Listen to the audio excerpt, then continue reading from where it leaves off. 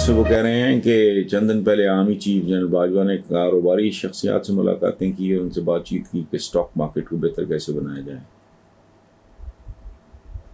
तो जनाब आप ही बताएं कि इम्पोर्टेड हुकूमत क्या सिलेक्टेड भी है?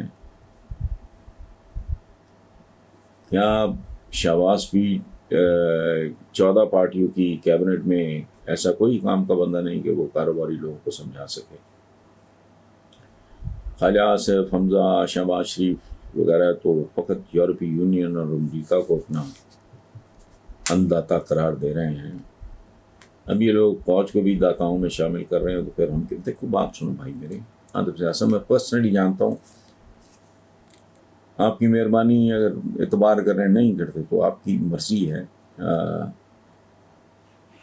थ्रू आउट जनरल बाजवा ने पिछली गवर्नमेंट को, उसकी वजह है कि जब आप इस तरह की चीज़ों को मॉनिटर करते हो तो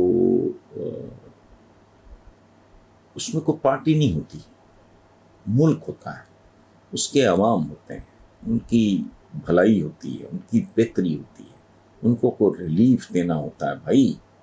तो खुदा के लिए इस तरह ना सोचें, हर बंदा अपना हिसाब।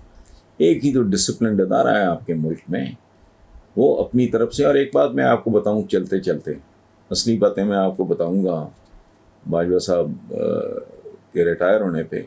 ही इज़ अ स्टेट्समैन, वो एक जनरल से ज़्यादा बढ़ के वो एक स्टेट्समैन है।